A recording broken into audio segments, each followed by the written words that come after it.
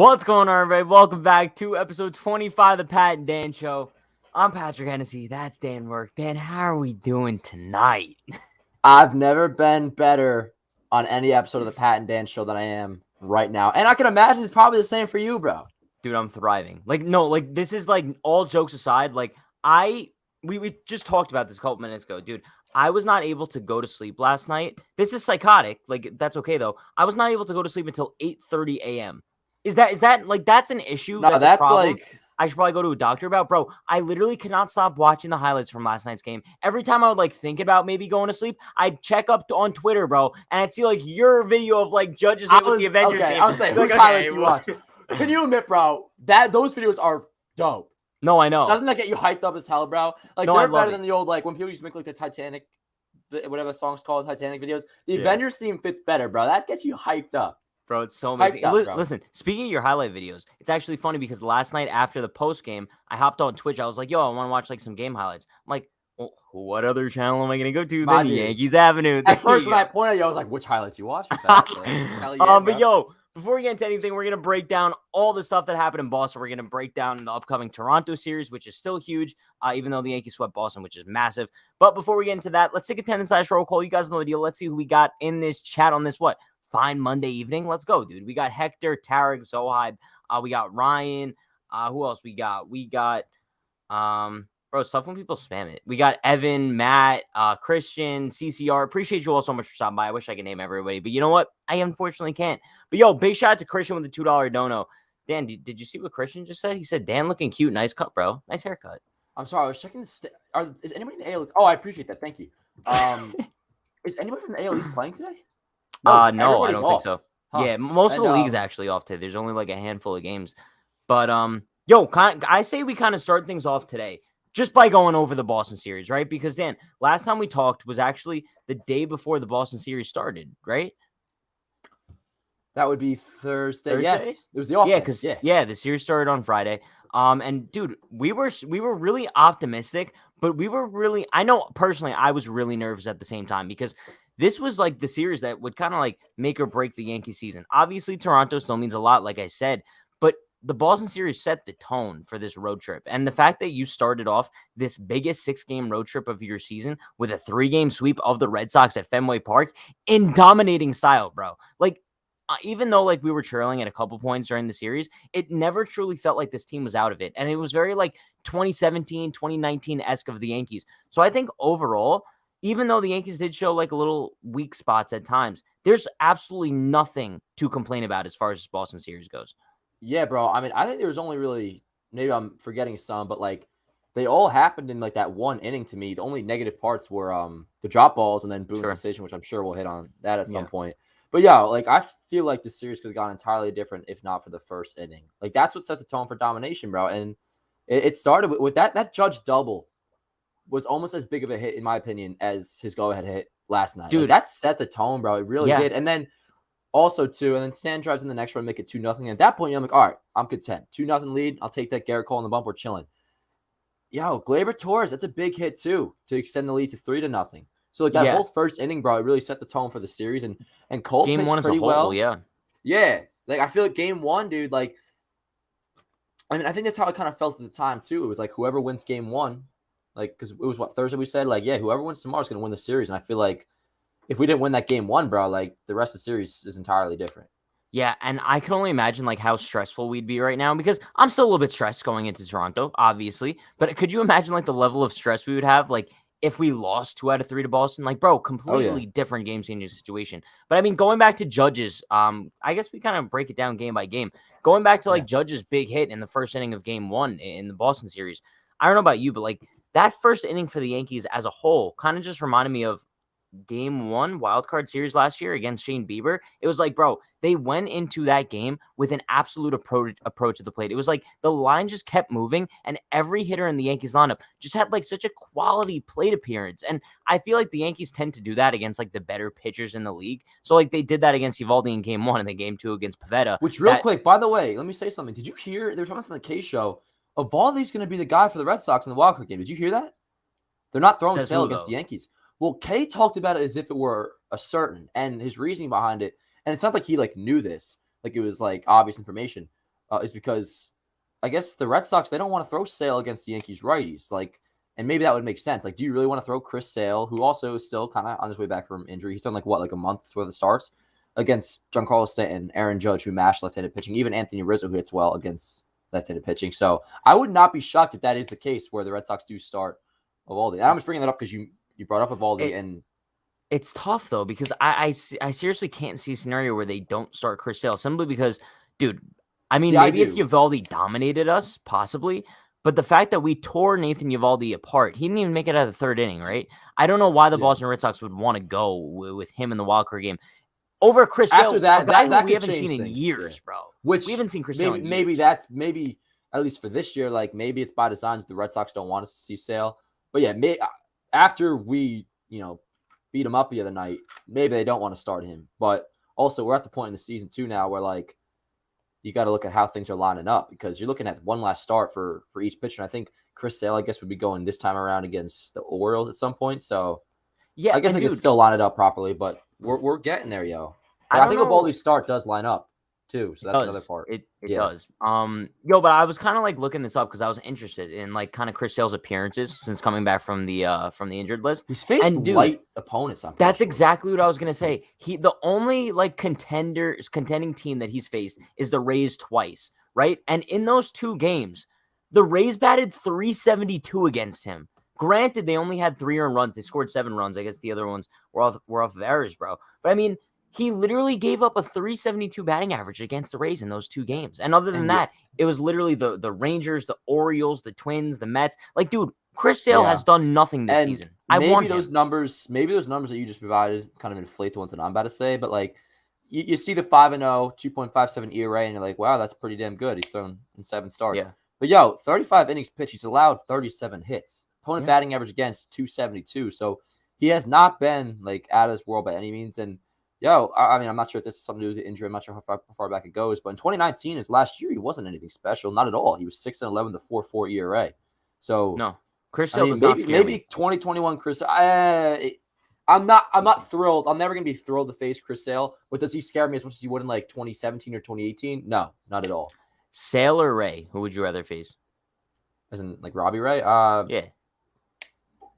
I'd probably rather face Chris Sale.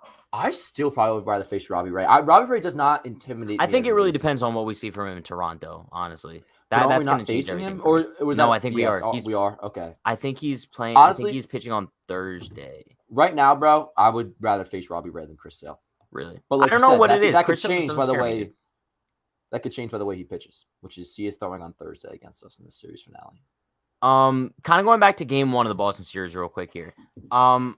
One thing that I kind of want to make it clear here, in all 3 games, no matter how large of a lead the Yankees had, I was ridiculously nervous, bro. Like nervous to like level 9, level 10, bro. Especially when Devers hit that 3-run jack off of Garrett Cole in game 1. I was like, oh, okay, so this is how it's going to go.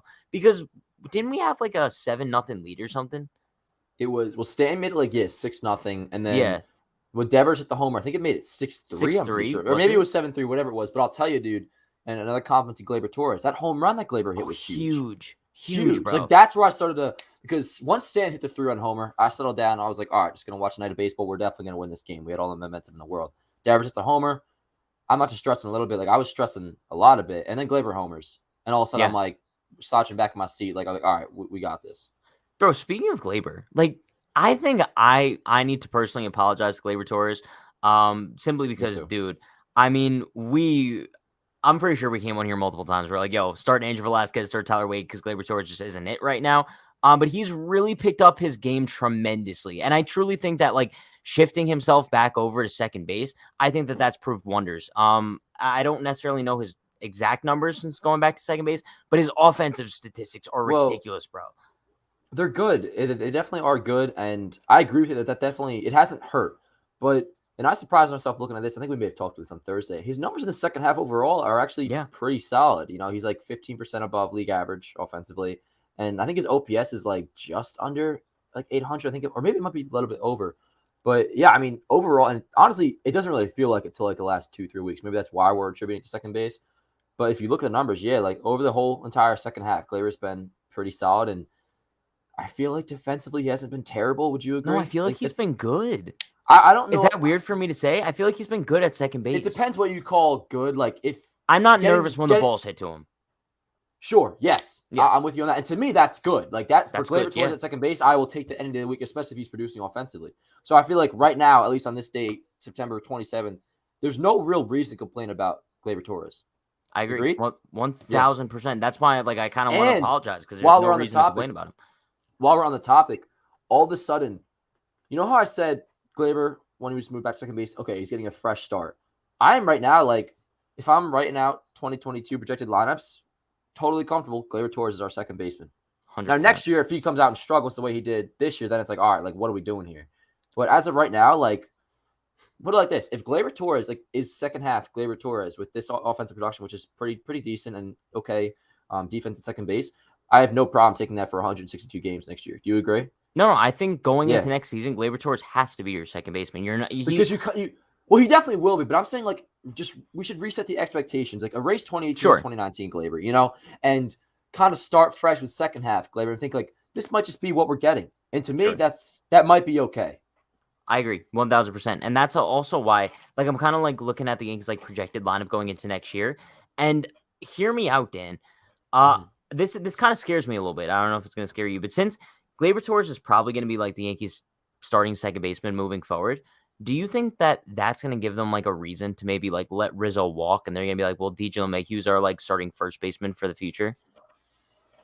I would say yes, but I also still believe. I don't know why. I just feel like Gio's not going to be here next year. So if that were the Really? case, I feel like DJ may end up being the third baseman. I really like Gio 9-hitter though. I really do. I do as well, but I don't. I have a sneaky suspicion that next year will be the year we don't see DJ lead off. I feel like at some point we're going to get a consistent Judge lead off next year, or where they'll fully transition to. And then I could say at that point, I would say DJ could be in the bottom third of the lineup, and that's where he would really provide a lot of value. Dude, this kind of goes like exactly back to the Boston series too. Speaking of like DJ leadoff, I might be in like a heavy minority here, very heavy minority. But I think in the Boston series, like maybe just something clicked in my mind. Call me crazy. I still really like DJ LeMahieu in the leadoff spot. That maybe recency bias or whatever. But like in this Boston series, I think he kind of just held his own in the leadoff spot. And we kind of got like a reminiscent of like old DJ because, dude, it just felt like every single time he was coming up, we were getting like one of those solid singles, leadoff singles. You know it's probably because, yeah, we're getting also like the opposite fields. He had some big hits, yeah. Dude, and especially that huge hit yesterday. I don't want to get people twisted. I am by no means one of those that, like, I'm advocating like, yo, get DJ to leadoff spot ASAP. Because when you look at leadoff spot, like what really matters is on base percentage. And when it comes to that department, he's not terrible. I think he has like around like a 340, which is pretty okay. I just think the lineup is better optimized to have Judge leading off. Now, I will say where the lineup paid off big time. They talked about it on the K show today.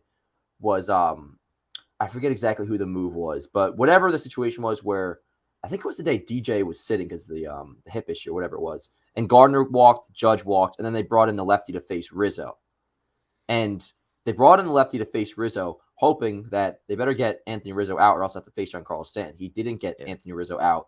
Stanton ended up coming up, and we know he mashes lefties. That right there is just a prime example of why lineup balance matters. Sure. Because by splitting up Judge, and that's something I think they should do more often. I'm not sure why they only did it that one day, but by splitting up Judge and Stanton with Rizzo in the 3-hole, you're going to see things like that happen, where they bring in a lefty just to try to get Rizzo with 2 outs, and then because of the 3-batter minimum, all right, you don't get out Rizzo. Now you got to deal with Giancarlo Stanton, who absolutely mashes lefties. Yeah, which is also mind-blowing to me that, like, teams continue doing this in the sense of, like, yo, let's bring in a lefty to face Anthony Rizzo. I would say another point, it was not a good series for Alex Cora at all. No, except for when he outclassed Boone in Game 3, which we're going to get to in a little bit because... No, but I'm trying to think exactly what it was, but Cora didn't have a lot of good decisions yesterday either, I don't think. No, I'm just saying that one move that happened yesterday that he kind of just made Boone look like a doofus. But, kind of speaking of, didn't help himself at all, but no, not at all. But I mean, listen, dude, Game 2, Stanton grand slam. Dan, I'm not gonna lie to you. Like this might be over dramatic. Don't care. That might be my most favorite regular season moment of my lifetime, bro. And that's not even like a joke. Stanton's grand slam in Game 2 of that series is probably my favorite Yankees regular season moment of my life.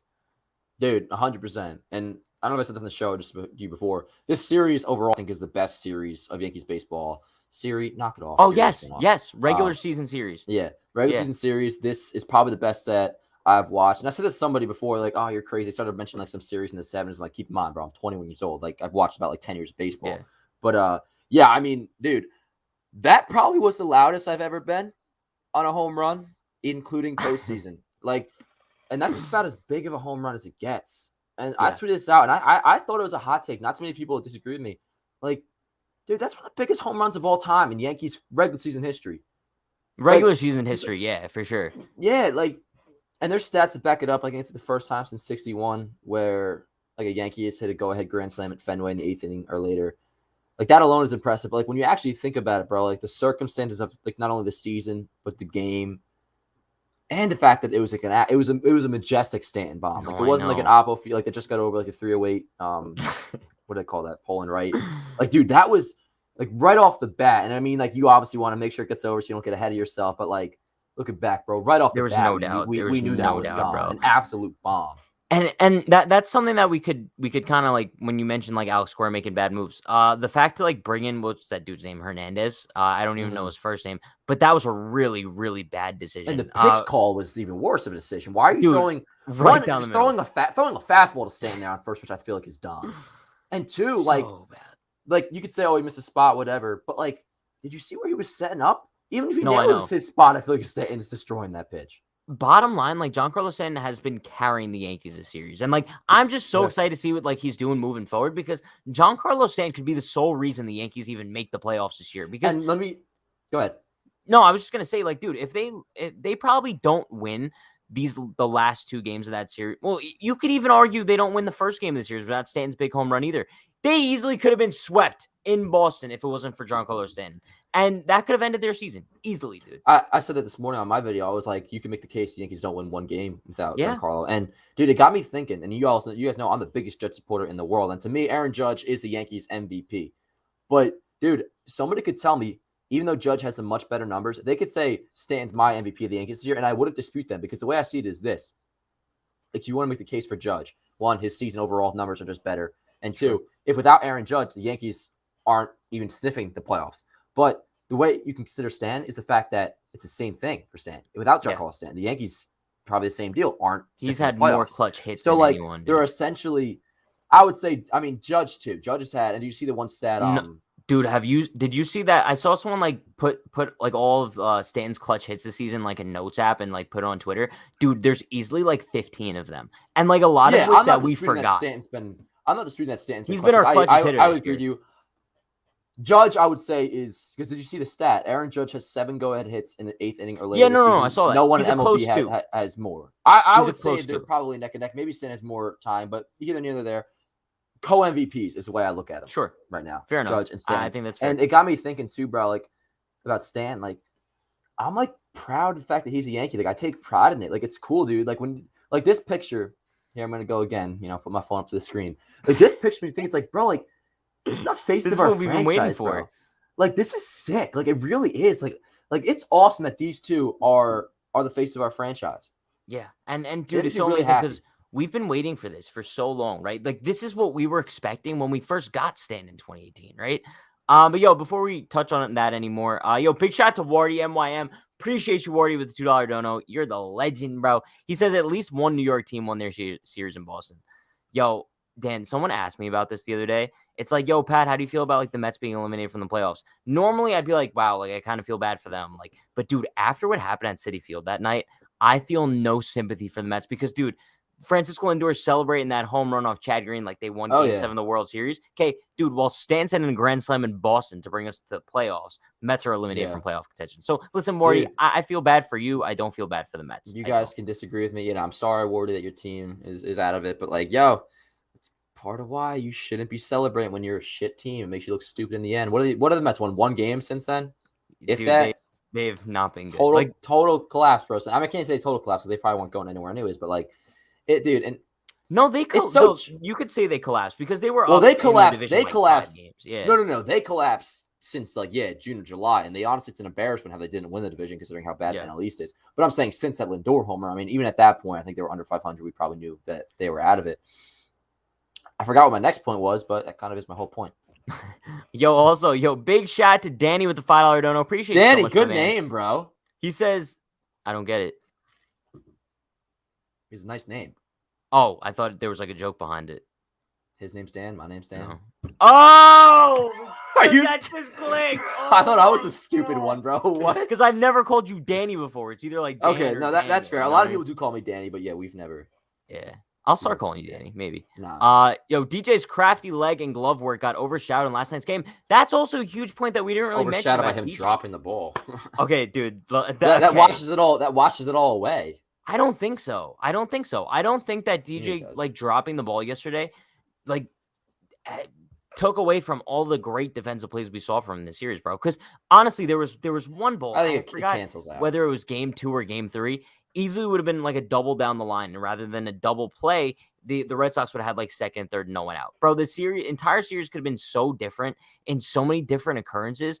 But like for some reason, the Yankees just kept clutching up and finding ways to get through. And that's why yesterday was probably the biggest game of the series, only because game 2 was probably the biggest game of the series, but yesterday was easily a close second, especially because, bro, I mean, Jordan Montgomery, I know like you love Monty. But there was a time, I think it was in the 5th, and Rafael Devers hit that pitch off him. I'm like, bro, that's a 3-run home run, automatic. The camera work didn't. And no, which one are you talking about? No, it wasn't the JD Martinez one. Oh, that one. The camera work made that look like it was like over the monster entirely. I think it was Rafael Devers one. And at the time, A-Rod was like, yo, it doesn't matter if like Monty gives up a run here. I would leave him in the game. And dude, there was zero doubt in my mind that was Jordan Montgomery's last batter, because you could just tell that he completely lost in that 5th inning. And as far as like your Monty support, I'm down with it at this point. I'm down with the Monty support. It's just, dude, I'm getting a little bit tense watching him pitch. I feel like he gets into so much trouble, but always finds a way to wiggle out of it. That's the thing with Monty, dude. And it's more than just like I'm on the edge of my seat every time like Monty pitches. has been this way. No, but what I'm saying is like, it's not just where he got lucky his rookie year. Like it's been this way since his rookie year, where yes, he will get into jams, but he just somehow finds his way out of it. And A-Rod, I mean, you know, I love him, you love him, but like he makes some weird points. Like to me, that was a silly point to say about Monty. And that's the one, and it's not even that much of a diss in this day and age, but like Monty, he doesn't exactly go deep into games. Like very rare. Like I don't know if we've seen him once in the 8th inning this year. I don't think we have. But don't think so. When I say, I want Monty to be my postseason starter after Garrett Cole, it's because like chances are he's going to give us at least 5 innings of 1-run baseball. And I forget what the stat was. Talking Yanks posted, it was like, well, he's allowed 1 run in 7 of his last 9 outings or something like that. Dude's having a really good season. His ERA is in like the 3.4s now. I think like 3.48, something like that. Like he's been easily our second best pitcher, unless you're counting Cortez, who's not as much innings. But no, sure. To me, it's clear cut. Monty's the second starter after Garrett Cole.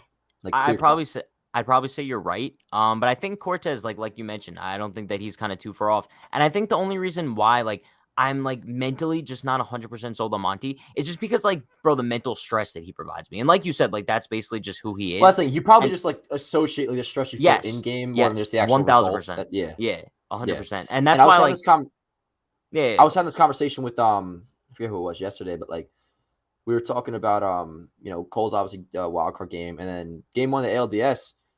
Even if like they were tied in terms of like results this year, Nestor and Monty, to me it's still Monty's my game 1 guy. Like I know he's only had like 1 game of postseason under his belt, but like what I always say, bro, I consider him tough as nails, and I don't think he'll be overcome by the moment. I think that's big in a game 1. If you go by pressure, I feel like there's not as much pressure in a game 2, regardless of if you win or lose game 1. Sure. Like if you have a game 1, whether it's at home or on the road, I feel like that's where you kind of like. Say we had Andy Pettit on our staff. Garrett Cole is still pitching wild card game, and then Andy Pettit, I would pitch game 1 solely for the fact of I think he can handle the moment. That's how I feel about Jordan Montgomery, obviously on a much lesser extent. If you know what I'm saying. Yeah. I'd probably start Monty game 1 at this point too. So because like we said, like Cole will not be available. But it's really weird because someone can make a strong argument for Nestor to start game 1. It's a very strong argument, bro. And it's weird to think, because we mention this all the time. Like if you would have told me this in March that someone could advocate for Nestor Cortez start game 1 ALDS, you'd think I'm crazy. But kind of going back to yesterday, kind of like talking about like Monty being pulled. Dan, Clay freaking Holmes. Like I'm sorry when I say this, but like, dude, he might be the reliever I trust most out of the bullpen right now. He's an absolute unit, bro. Like, first of all, maybe this is just like, maybe this is my fault for not doing enough research on him. Like when the Yankees like first traded for him, I genuinely never heard of Clay Holmes until he made his debut with the Yankees. But what we've seen out of him since coming to the Bronx is unreal. Like he has closer stuff, bro. Like I'm a it's as genius, simple I as that. know. No, Dan, let's be honest. You didn't know that Clay Holmes was going to be this good. I mean, I didn't think he'd be like No this one knew he unreal was going to good. be this good. But no, I mean, I anticipated him being a 2 ERA pitcher. I mean, he's been unhittable. I did anticipate him throwing important innings for us, and I could have seen him being one of our better relievers out of the bullpen. But yo, like his numbers, if you are actually insane. Like, have you looked at his numbers? Like, I know we've seen the eye test how good he's been, but 1.50 ERA in 24 innings. He's allowed 17 hits, 30 strikeouts, and guess how many walks? One walk. One walk as a Yankee he's had so far. Unreal. It's Insane. actually unreal. And that's why, like, I think that he's a huge X factor coming out of the bullpen in the playoffs. Like, I could definitely see him. And that's also, like, why we kind of mentioned, like, Monty, Cortez, even Tyone, Kluber. None of those guys, I'm saying this right now, none of those guys are going to be giving you more than 5 innings per playoff start. So, like, that's why you look at the Yankees bullpen, and, dude, it's so deep between Sevy and Loizaga coming back. You have Herman out there. You have King out there. King showed up tremendously. Green has pitched well lately, too. Green has pitched well. Chapman's been pitching better. A lot better. Wandy's awesome out of the bullpen. Bro, we have a solid, I would say 6 to 7 guys that I genuinely trust out of the bullpen compared to last year when we had, 2, 3? Last year going into the bullpen, I trusted Britton, Green, Chapman. That was it last year. Now, this year, we probably have 6 or 7 guys that go to them at any given time. We're basically like how the Tampa Bay Rays were last year. Bro, you remember? The Rays would literally just go to anyone in the bullpen last year in the LDS, and they'd literally get huge outs out of them. That's what I feel like this Yankees bullpen is going to be like this year. And there's a slight difference in an advantage. Outside of Chad Green, who we know has been, like, overworked, the Rays bullpen burnt out big time last year. With us, dude, one, Loizaga that could be a blessing in disguise, him going on IL. Give him a little bit of a break on his arm. Chapman hasn't thrown like an insane amount of innings this year. It really is just Chad Green, like I said. But then like the guys we mentioned before in Severino, King, Herman, they're all fresh and ready to go. Yeah. So one, very unlikely that an injury is going to happen, at least due to like stress in the arm. Two, just from a performance standpoint, bro, like they're ready to go. So, you know, I'm much more of a Yankee fan than I am like MLB as a whole. But I would imagine like our bullpen is probably in like at least the better, if not the best shape in all of baseball going into October. Yeah, and I would think. I don't know what the deal is with everybody else's bullpen, but ours is in really good shape. I don't remember where I saw this, but I'm pretty sure the Yankees have like the lowest team ERA in like the American League or something. Oh yeah, our pitching's been really, really good. Starters included, bullpen included. Like it's been. But our bullpen's being heavily slept on. And in a way, I don't blame that because like a week and a half ago, I was stressing like losing sleep over our bullpen. You know, like when Chad Green was really getting overworked and was blowing games. I was up until now with knowing like Sevy and King and Herman were coming made me feel a little bit better. But I feel a heck of a lot better now knowing that they're throwing effective innings. And we still haven't seen Herman since he's been activated, right? I don't think we've seen him yet. No, we haven't. Yeah. But like since they've come back and looked good outside of Herman, who I still have faith in, like I feel a whole lot better now than I did 2 weeks ago about the bullpen. I guess, but also at the same time, like, dude, I've been telling people this like for months now. I don't want to say told you so to anybody, but bro, I have been advocating for Luis Severino to come back as like a dominant reliever because that's the biggest X factor for the Yankees. I've been saying for so long, the Yankees didn't need Luis Severino to come back as a starter. I think the rotation is set. You're only going to be asking for like 5 innings out of these guys, bro. Monty, give me 5. Cortez, give me 5. Kluber, give me 5. Tyone, give me 5. That's all you need. And then you have like Sevy coming out of the bullpen, giving you 2 like straight up dominant innings. Bro, you're chilling. And this is why, like, I truly think, I know they weren't going to do it, but you probably should have brought back Severino as a reliever from the start. He probably could have been with the team for like a month. I disagree with you there. I still think, like, if Sevy, like, if we could snap our fingers and all of a sudden Severino could be like a 5-6 inning, like, normal starting pitcher like he used to be, I think that is more valuable because it's still a question. I don't think it was realistic this year, though. No. That's fair. But I'm saying, like, I think it's still, like starter Severino would be more valuable just for the fact, at least this year, of we still don't know exactly who's going to start game 4. Like, I still, like, dude, this start coming up for Kluber, which I think is what, game 2 in Toronto, I believe, is huge. Yeah. For me, at least. No, Kluber's starting last game of the series. No, that's, he is? I think Cole's starting the middle one, and then Tyone's starting You're right, yeah. You're right. But anyways, What's the postseason rotation right now? Cole, Monty, and Tyone, I guess. I mean, is there You a think world Tyone where goes game 2? no, I said Cole, Monty. Oh, I guess game 2 in ALDS, maybe. But I'm just gonna say I go off like tier. So like Nestor Cole. game 3 in the Bronx would be electric, dude. Honestly, like you could flip flop Tyone Nestor. I don't really care, but Cole, Monty, Tyone Nestor. Like right now, Kluber's not getting a postseason start. And going back to what my point was before was I still think if you have a healthy Severino as a starter, like Severino is probably your 1A to Cole. So that's what I was saying. Like I still think if you could have had starter Severino to bring him back, that still would have been smart. But at this point, it still is working out the fact that they had no choice, but he's still been so far looks really good out of the bullpen. Let's be honest though. Let's be honest with each other, Dan. I'm always honest with Pat. Let's say tomorrow Tyone completely shits the bed, and then on Thursday Kluber dominates the Blue Jays. He's probably getting a postseason start over Tyone. That's what I was going to ask you before. Is there a world where Tyone gets shelled in his last? Possible. What is this going to have? Is he going to have one outing left, Tyone, or two? He's probably going to have one more. He's probably going to have this and then one against the Rays. Yeah. So I think there is a world. I think there is. Now Kluber, because you're also looking at 2 more Tyone starts most likely, and 1 more Kluber start. So, what do you need to see? Like, do you need to see say Tyone tomorrow? And the experience too. Say Tyone tomorrow gives you 4 innings, 3 runs, and then in his last start gives you 5 innings, 3 runs. Yet Kluber in his start against the Blue Jays gives you 7 innings, 1 run. I set up a good scenario there, bro. Who are you going with? That was good. So Tyone, last 2 starts, 4 innings, 3 runs, 5 innings, 3 runs, and then 1 start of Kluber going 7 innings, 1 run. Kluber, without a doubt in my mind. I would probably simply because I think that Tyone would play up better out of the bullpen. Well, yeah, because to me, if Kluber isn't starting a game, you shouldn't even put him on the roster. So I agree with you there. And also, too, in the scenario, Kluber's throwing that against the Blue Jays, which if he can do that against the Blue Jays offense, then all right, I'll take him against whoever we're facing in the ALDS. Who is it right now? If we beat Boston, who do we? Tampa. Tampa really? Kind of has home field advantage on lock. Pretty sure they have a 6-game lead. I think the standings. I think you're right, but dude, they have a 6-game. As far as yesterday, they had a 6-game lead on Houston for the number 1 seed. Oh, it is. Yeah. Okay. Yeah. So they're 97-59, and Houston is 91. So that's done. That's done. It's done. Yeah. But yo, I want to bring up this comment here from Andrew Allen, kind of going back to Clay Holmes real quick. Andrew, absolute legend.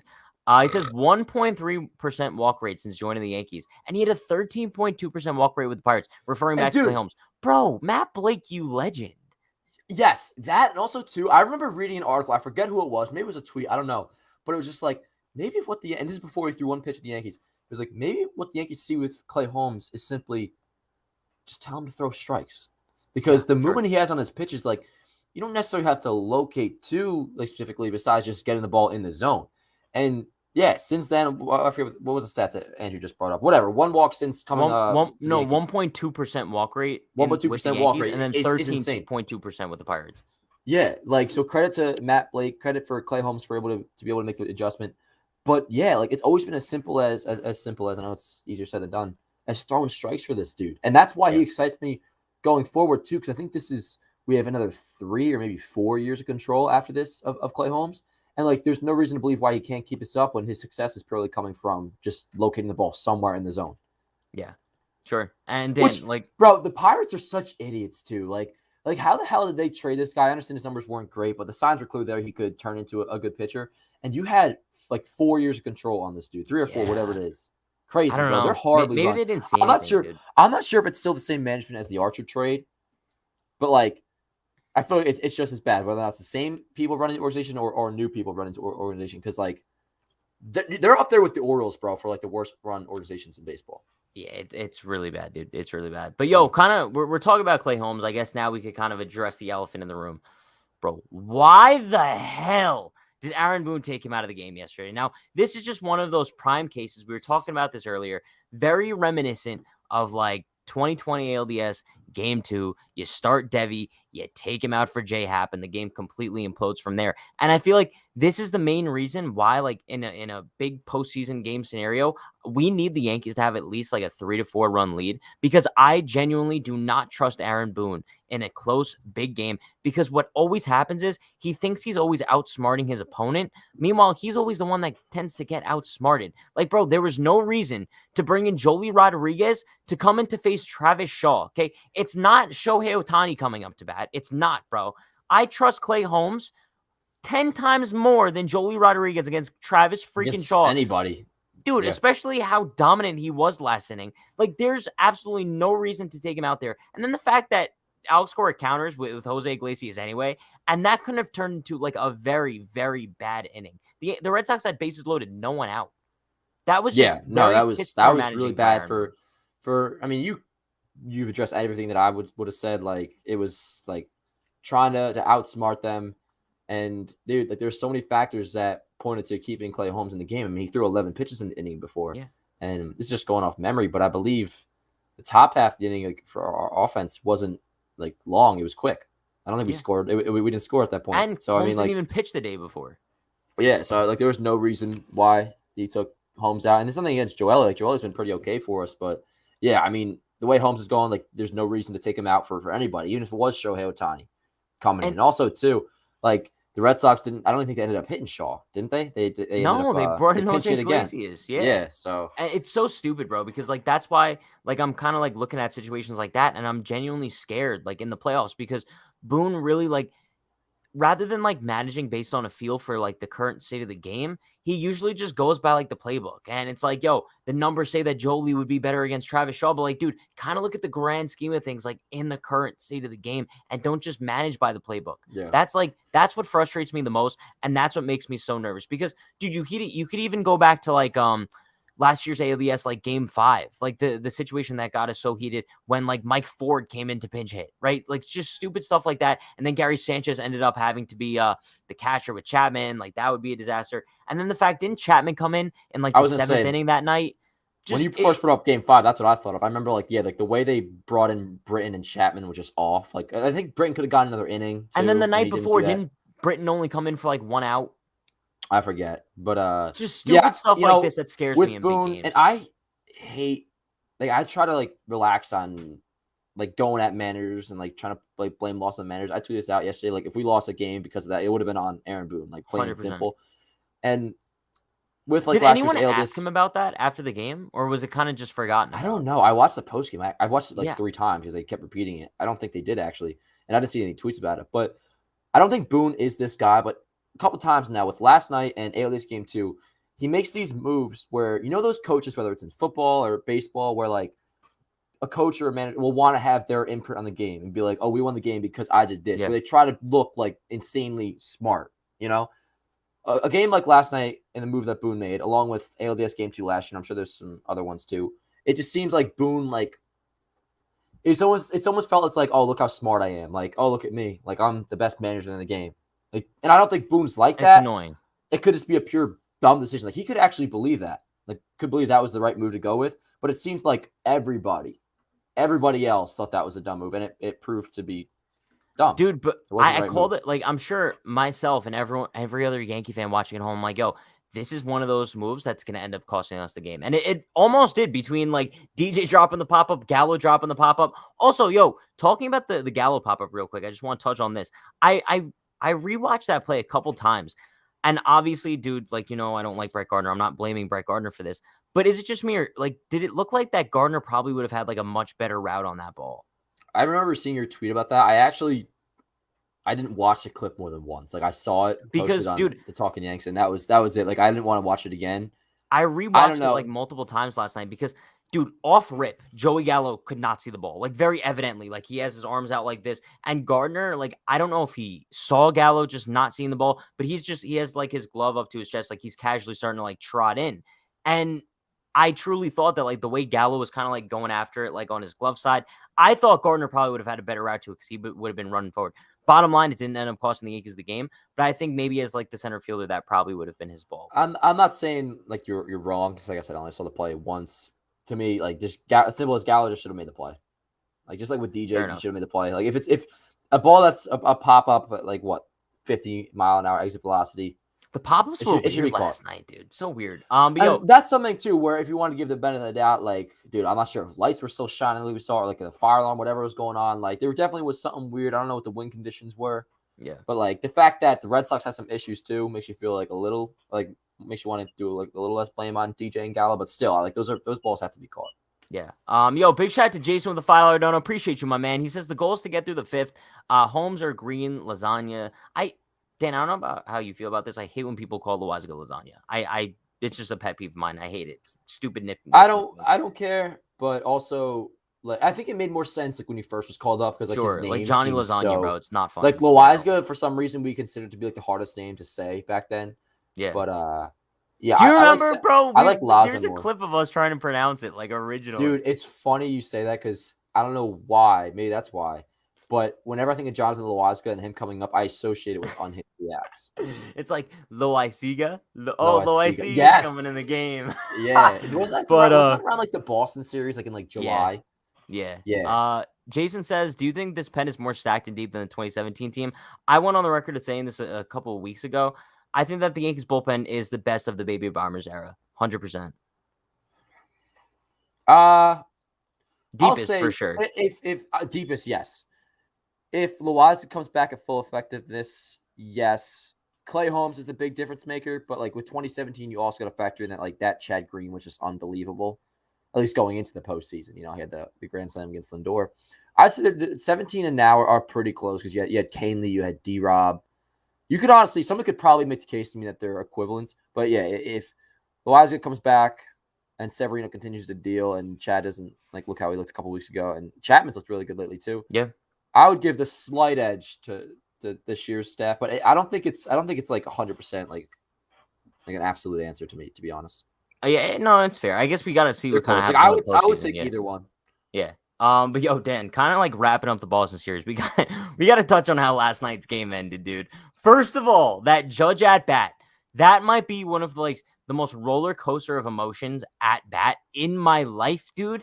Dude, first of all, Joe West, please retire. Like, he's retiring after the season, but that was a pathetic game from him. He came in clutch for us though, because dude, first of all, Big Babby dropping the pop-up. Bro, the fact that like Boston Red Sox fans treat Bobby Dahlbeck like he's like the king god of Boston, himself, dude. Yeah. Did he get one hit this series? Don't remember, don't care, because he didn't make any sort of impact. But he drops that pop-up, another drop pop. That was like the third one of the night. Which, by the way, that made me feel, I'm not sure we're going to go with the whole strike three thing and how you feel about it.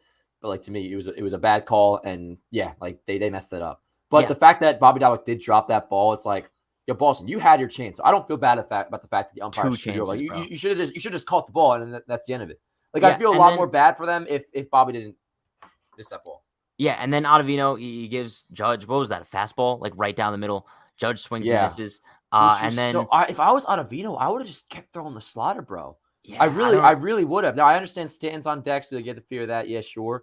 But early in the bat, Ottavino, he had Judge beat. I mean, that slider that was like in the left-handed batter's box. At first, I was like, okay, this might be one of his at-bats. Like Judge is trying to make contact, but don't hit into a double play. And then the pitch that was the drop third strike was that was a fastball, I believe, right? Yeah, I'm pretty sure, like right down the middle. So what was it? It was fastball, which was the drop strike, and then did he go fastball again that Judge hit, or was there I think it was. They were back-to-back pitches. It was the drop third strike, and then yeah, it was. So why would Ottavino throw? He's lucky he technically got away with that first one. Like, I don't think Ottavino should be throwing fastballs to Aaron Judge, especially when Judge looked as beat as he did early on against the slider. So that the Red Sox entire game plan, bro. I'm not sure if excuse me, if it's Christian Vasquez that's calling the pitches or they're calling them from the bench, whatever the deal is. But like all across the board, and maybe this just goes along with how the Red Sox looked this entire series, but the Red Sox really did look, whether it was the fielding or the hitting, the pitching, the pitch calling, the game management, looked how I imagined the Red Sox to look this entire year. 100%. Like when we were making things out, predicting how the Red Sox season would go and how the AL East would stack up, this looked like the Red Sox team we expected them to look like. And the pitch calling goes hand in hand with that. Yeah, and listen, major shout to Aaron Judge for coming through in that situation, simply because, dude, it's very easy for someone to kind of just like after that like drop third strike, maybe Judge kind of took it the opposite direction. But I know like a lot of hitters in the league would be like, oh, like dude, he beat me like 3 times already. It's Like now he's gonna bro. beat me in It was fourth. it was classic. Should have killed me when you could have, baby. Bro, And then, it's so funny, and then bro. Judge with that shit was fucking sick. Dude, also that might be the most hype we've seen Judge in like the It regular was season 100%. ever. And also, yo, bro, my thing, right when Judge struck out, I flipped my shit. I was like, oh my God. I'm like slamming pillows and shit, bro. And then once I hear Matt Vasgersian goes, oh, and it's that foul ball. I'm like, pardon? Yeah. I literally saw the ball go into his glove. And then Judge I'm like, yo, played it off so well. Yo, I know. And I'm like, Judge, please make him pay. Please make him pay. Once he got that hit, I started screaming, he made them pay. I'm surprised my neighbors didn't call Which me. is like, that's so badass. Which I'm really glad I was home this weekend because I'm still like a little like timid about like screaming in my new crib. I don't know. Maybe my apartment and my neighbors haven't gone. I don't know. But kidding. No, you're not. That no, I have no idea. I don't know. I mean, maybe my neighbors watch the show. I don't know. But what was I say? That almost shows how good Judge is right there. Where it's just like I said before, like you should have put me to bed when you had the chance. And the fact that Judge, he got another chance, like that's all he needed was one more chance, and they threw a fastball right down the middle for some reason. And I love how it wasn't like how the same way I said about the Stanton grand slam, how it was just like a no doubt or like a bullet, like a majestic swing. That's what that swing was last night, like a booming double off the wall, and then how hyped he got. And you're so right, bro. That is to me definitely 100%, including postseason, the most emotion we've ever seen from Aaron Judge. There's a couple notable ones. Like he got really hyped when he went deep in the 17 wildcard game. Same with the 18 wildcard game. Yeah. ALCS game 2, the 2-run shot against Verlander got pretty hyped up around second base and third. And what was it? The double in game 4 and 17. But dude, like that was another level of Judge emotion last night. And some of the shots, I'm not sure if you saw, because we all saw the second base animations he was doing. But when he first hit the ball, like going to first base, first base, if there's a lot of pictures of it too, he was hyped up, bro, which you don't see that much, which is awesome. And that's why, bro, one more comment. You know how I get about like players like showing outlandish emotion when I consider it to be unnecessary. The reason I love Judge because he doesn't do it too often, but what makes it even more special is that he does it when like it counts and when it matters even more, and it makes it all the more special. The fact that he did it last night in a big moment like that, biggest of big moments. I would say that's fair. And then when like, dude, also I don't know about you, but like my vibe was like completely like killed for like a good like 10 minutes, bro. I thought Judge broke his pinky like 1,000%. I'm like, yo, this would be something that would so happen. And like, dude, I was so stressed out about it because I don't know if you saw it. Dude, his pinky, oh, it was like yeah. Dude, I was like, oh yeah, like season over. Like yeah. It was done. No, when I saw your tweet and I was in the middle of responding to it, and then that's when Stanton homered, so I just hit delete. It didn't make me nervous at all because that got me a little bit less nervous once I'm like, okay, well maybe we'll be okay. Another thing too that I will say that like doesn't help at all is like when you see Judge staying in the game for the rest of his career, Judge staying in the game after you think he's hurt, it doesn't make you feel any better because he stayed in the game. I'm like, yo, he stayed in the game after the broken wrist. Like, bad news later. Yeah, because remember after the broken wrist, he stayed in until the next half inning. But I wasn't nervous about that because of the fact that it was his pinky. And one, I figured I thought he jammed his thumb at first. And then when I saw his pinky, I was like, okay, he must have just jammed his pinky, which that would have been fine. And then I saw the pinky. I'm like, all right, if it's not dislocated, then it's broken. And even if it was, I mean, Judge played with broken ribs and collapsed lugs before. I think he would have been fine. I don't know if he could grip it bad, though. Can you grip a bat with a broken pinky? I mean, at the time, I had no idea. Judge says he doesn't need it to hit, though, so. Yeah, I mean, bottom line, like, it was only dislocated. They popped it right back in place. Bro, you love to see that because if Judge had to miss any sort of significant time, that would have been brutal. But that same inning also had a little injury to Gallo. He came out of the game because that sounded like it really hurt. We got an update on that? No, I don't think so. I'm under the assumption. And then Glaber gets hit in the head, bro. That was dude. That was hysterical. Did you see the video? The replay. Yes, he's like, oh man, it was so funny. I was dying when. One, the story itself was funny. Like, oh, Stan hit me too hard on the head. And two, yeah, when you see the video, bro, like Stan hits him. It didn't look like he hit him that hard, though. He was like a 4-year-old, bro. He just like, ow. Bro, I was dying when I saw that, bro. That was classic, like, puppy dog Glaber. That was funny as hell, bro. I was hysterically laughing last night when I watched it back because it genuinely didn't look like Stanton hit him in the head that hard. It looked like it was a nice little tap. Glaber's like, oh, man, that really Bro, he looked like a 4-year-old. No, but then the fact there was like a 5-minute delay after that, I thought it was his oblique because the way that like he was like twisting and turning. I was like, dude, what's going on? I can't appreciate this moment. Clint Frazier, Brandon Drury type shit. It looked at first like he was dizzy, and I was like, that scared me because that shit, Yeah. But like I thought maybe, I don't know, concussion symptoms, which I guess could have been that too. But yo, I have a question because I'm having so much fun thinking about this team. All of a sudden, bro, like, I'll do it this way. Give me your rankings on most fun seasons. And you're allowed to have recency bias in this case. Most fun seasons of the Baby Bomb and Core.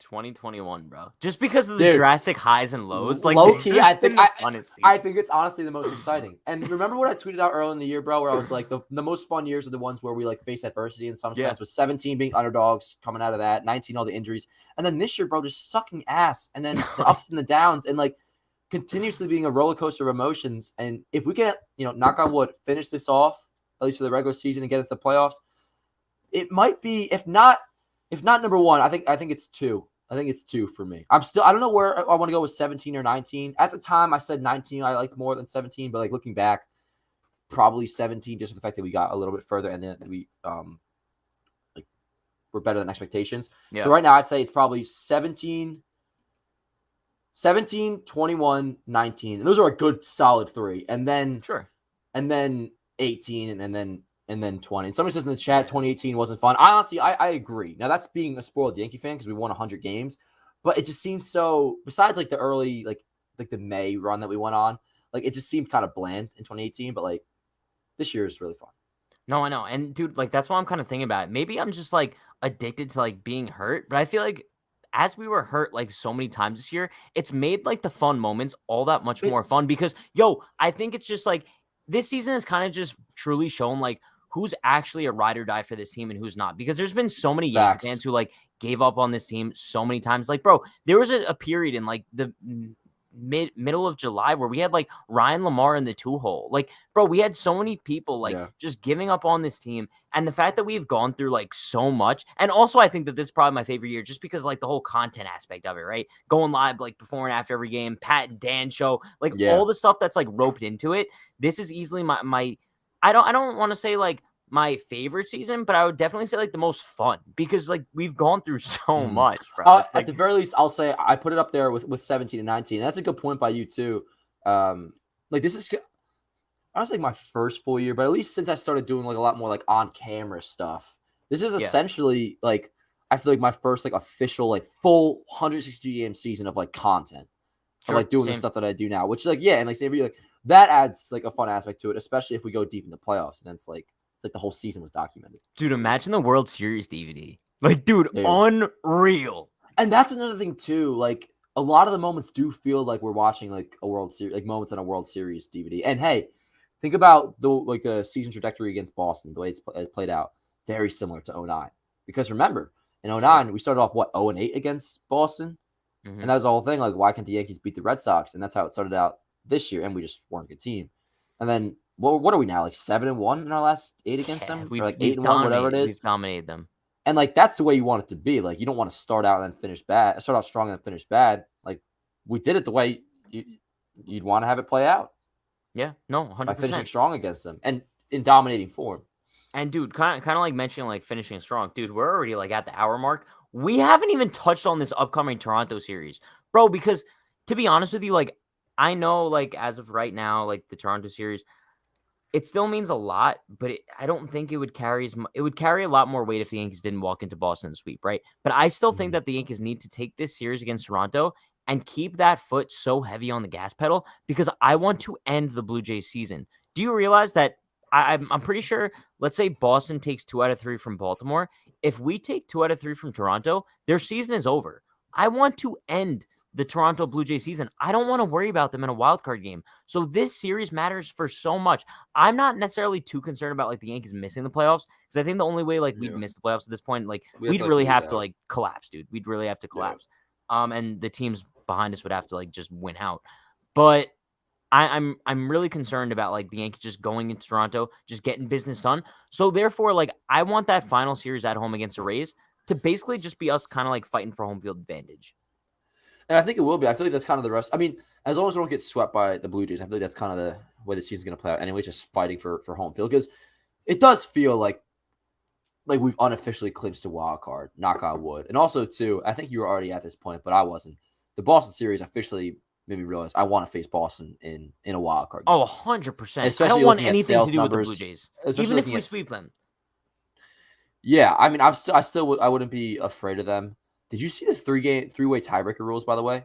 Oh, Where it's yo, like have you you would seen play this like scenario going around with like the 5-way tie? John Boy put that on. I didn't look at that because that I Bro. don't think it's crazy because the three-game or the three-way tie is realistic, and in that case, like I think the team with like the whatever it is, like the second seed team or something like that would like play 2 games or pick if they want to play 2 games on the So road or something I like think that. the Red Sox would like they would be the top seed because I think they have like the best head-to-head record with like us Mm, and the Blue Jays. So like they'd be able to pick like the 2 games or like the 1 game at home. It's a yeah, confusing scenario. I would I don't honestly think we're pick gonna two get games. down to it. It's possible though, and I don't think I it's were in gonna that happen. situation, like say I was the Red Sox, I would want to pick I'd probably pick 2 on the road. So would I. Just give me 2 chances. Like I don't think, I mean, home field advantage I think is more important than people realize in baseball, and especially for the last licks aspect. But yeah, like 2 chances to win a wild card game, I feel like that's a no brainer. But yeah, I mean, I think as long as we don't get swept in Toronto, like we're kind of just trying to secure home field advantage, and that's what's so comfortable at this now too, bro. It's just like there's no need to really scoreboard watch as long as you win. Like you win, you're chilling. Yeah. We're No, and that we're like we talked about controlling our own destiny last week. Now we're really controlling our own destiny. yeah, and it all kind of falls into the hands of the Yankees pitching. That's kind of what I'm basing it on here. And that's why like the I kind Toronto of wish series, Tyone wasn't starting game one. I'll be honest. same. No, Like same. I don't Just think we should because, have a player coming back from injury pitching game one. but also like at the same time, like who else would you go with? I guess you can't go with Cole. True. Yeah, it's so tough, and that's why like this whole time I Heaney, really bro, wanted to no win the brainer. series. I really wanted to win the series in Boston because I've been more nervous about the Toronto series just because the Blue Jays as a whole scare me a little bit more. And Rogers Center increased their capacity to like 30,000 now, so the stadium's going to be a little bit more rowdy. And they get rowdy, bro. They No, really do. they get super rowdy. But yo, that's exactly what I'm saying. Like, dude, just win 2 out of 3, and then like let's worry about our own fate like back at home. You know what I mean? Like the worst case scenario is like losing the series in Toronto. That's that could be the Yeah. worst thing to happen I to mean, the worst Yankees. case is being swept because we could lose 2 out of 3 and honestly still survive. But for And home I'm field not advantage, worried losing about two our out of three offense sucks. in Toronto. I'm not. I'm I worried about our honestly pitching. looking at it I'm worried right about Town now. and Kluber. Looking at it right now, I think actually, let's say we win 2 out of 3. That's like the prediction. I think we're actually going to lose tomorrow. I don't know. Like Tyone coming back from injury, and he didn't look amazing over his last like month's Sure. worth of starts. Ryu, I don't think we've hit him too well this year, or have we? I know to start out we didn't, but did we hit him well last time? I could check. Yeah, I could probably find it right now too. But I think I'm gonna prepare for a possible loss tomorrow, and then Cole on Wednesday. I mean against Barrios, which I found out you pronounce it Barrios. Actually, I've been saying Is Barrios. it? Because I've been Yeah, saying Barrios I've been since saying like Barrios my 2017. So. entire life. So yeah, it's Barrios, but he doesn't have an accent, Mark, which makes no sense. But Ryu's dominated the Yankees this season. 4 starts, he's a 1.88 ERA, 5 earned runs in 24 innings. okay, do you have his most recent start against us? Because at the same time, he doesn't scare me because we hit him well in 2019, but it's also kind of a different team. He faced the Yankees at Yankee Stadium. He went 6 shutout on September 6th. Okay, that was also during our. I mean, yeah. So I think if there's a game we're gonna lose, it's gonna be tomorrow. So we shouldn't panic because it's kind of expected. And then Cole against Barrios Wednesday. Gotta hope that we win that game. And then Thursday, Kluber against Wright. That's gonna be an interesting game. To be See how honest, though, Ryu hasn't gone past the 3rd inning in his last. He's not having a good year. His last two starts against the Orioles and Twins, he's given up 12 earned runs in 4 innings. Yeah, like I'm with you on. I'm not worried about the offense. It's more so like I don't want to expect a W when Tyone is coming back from injury. Because Tyone's probably gonna give us what, like 4 or so innings tomorrow. When it's 7, I really want to win tomorrow. Saturday. Sevy would be good to go then for tomorrow, right? Because he pitched Saturday Sevy's 2 innings. And then so he had Sunday, Monday. Yeah. Word. Dude, it's gonna be a tense. Things are looking good, bro. It really is. It's gonna be really tense. You enjoy the off days, right? Like you enjoyed today. Oh, I enjoyed today so much. Yeah, I needed. Well, I'm saying, would you rather have had it today? Yeah, I'm not gonna like. Today was not probably the happiest off day. Though. There's an off day on Thursday. Yeah, there's an off day. No, there's not. Wait, no, there's not. No, there's not. I'm such a liar. Yeah, let's go. I don't know why I was thinking there was. I can't do it, bro. I can't. That's why I need the Yankees to not get eliminated because I can't take these days of that baseball. Yeah, dude, I was thinking because last Thursday was an off day, so I was thinking that like It was this Thursday instead. But dude, bottom line, going to Toronto, win 2 out of 3. Hope like Boston goes like 1 no. Hope Boston goes 2-3 against Baltimore, and therefore Blue Jays would be knocked out of playoff contention. That's all I'm looking for at this point. Give me a Yankees Boston wildcard game at Yankee Stadium. That's the ideal scenario, dude. Bottom line. Who does Boston finish up with? I know they get the Orioles tomorrow. Washington? Yes, that's right. That sounds. And then Toronto correct. finishes with Baltimore, I think. But like that just like people keep talking about like ease of schedule, and like I'm not concerned about that going forward. I'm not either because they're gonna be done by then. It's like the Yankees just gotta win. Yeah. If the Yankees, and this is exciting. If they win 2 out of 3 against Toronto, like we definitely are gonna get a wild card spot at that point. Like that's 100%. That's the end of it. Because then, unless we get, if we take 2 out of 3 from Toronto, we'd have to get swept by Tampa, and then Toronto would have to sweep Baltimore as possible, and then I guess we'd play a 163 if that happened. But I don't see us getting swept by. I don't think we're gonna get swept by Tampa Bay. Yankees will win 1 game. We're sitting pretty right now, bro. Tampa's probably gonna be like taking it a little bit chill that series, unless they really want to like end I don't know. season or something. I mean, now that I see that they do have a good lead on the home field advantage. Maybe they're gonna have it clinched by then. But we know if the Rays, so that's what I'm saying. Like maybe they will go a little bit light. But there's 2 things that go against that. One, like with 28-man rosters, it's not like the old days where you could just literally throw like a AAA lineup. 2, if they have the opportunity, the Rays will gladly F over the Yankees if they can. Like they would, 1, for the fact of just pissing us off, and 2, they don't want to face us. But you know what, dude? Let's end the season on like no a little 12-game win streak. Would choose to face us, bro. I'm telling you that right now. We're the most dangerous team in the American League. That's a fact. I'm just saying. Kind of the same way if you like the 2018 Yankees. I think so. As a Yankee fan, that scares me. Well, no, I'm looking at it from like an NL perspective. Say you're like, I don't know, the Dodgers. Like, if I were the Dodgers, I would be the most afraid of. I mean, there's honestly like, I look at the Rays, Yankees, and Astros as the 3 biggest threats. Sure. And you can make the case the Yankees, the way they're playing right now, and the way like their depth is with pitching, they are the most dangerous out of all 3. That's fair. Yeah, that's probably the way I'd go to. But it's also I feel like there's in a way they're so even right now. We're like. A fan of the Astros can make a case for them. A fan of the Rays can make a case for them too. So like, for sure. Yeah. But yo, Dan, before we do wrap things up tonight, is there anything else you want to touch on? I feel like we touched on just about everything. We touched on a F ton, bro. Yo, give me some props. I have hardly cursed in the show since we're on episode 25 now. Like, I've been pretty good. Almost like it's like what you're supposed to. We talked about it before. I got a little bit of a trim. And the mole's still kind of there. It's nice. Thank you. It's hard to judge right now, bro, because I just came back from the gym. I work out a little bit. Yeah, a little bit. Yeah. I don't know. I guess that's basically it, right? We really did cover a lot today. Yeah, no, dude. Bottom line, life is good. I have nothing to complain about. I'm trying to think if there's like any like. And I want to give a little message. I know you understand this, and I said this on my video today. Like, I want you guys all to like appreciate this time, because even though I do think the Yankees, especially if they win the wildcard game, obviously they win the wildcard game, are going to go far in the playoffs. They have the ability to. But at the same time, enjoy like the hype of cherish it. Of like October coming up, because this is a fun time of year. Like predicting what the lineup will be, what will the matchups be, and just like the whole fun of October coming in like a week. Because bro, what is the wildcard game is when? Like next Tuesday, a week from tomorrow. Crazy, bro. ESPN. And also, I don't know about this. I'm a little bit pissed off that the National League wildcard game isn't before the AL this year. No, I was gonna say. I feel like it's never like that. Dude, I think they alternate it. I think they alternate. Yeah. And it's so annoying because I really want to like sit back and enjoy the NL wildcard game like the day before ours. But if we win, then I know, then I can really just sit back. Yeah, then you're like, you're playing a real risky game. Yeah. But that's gonna wrap things up. This is gonna be the first. Sorry, this is gonna be the first wildcard game we're not gonna be at, because I don't think I'm not gonna be able to go. I'm not going. I wish I could have like another body, like a clone come out of me, so I can go to it too. But like, it's just unrealistic. Dude, it's. Are you gonna go to any postseason? I'm gonna try to like. Probably not the ALDS. Say we get to the ALCS, I'll do like a. Yeah, maybe like a random middle game, like a middle game or something like that. Yeah. Yeah. When we go together. Yeah. Oh yeah, no, 100%. Obviously, and then, dude, we're going to the parade together. That's given, dude. The vlog would be unreal. Oh, dude, we're bringing Rally Rod to the parade. I'm just. I have yet to meet Rally Rod, which is. Have I actually? No, you haven't actually. He wasn't a thing.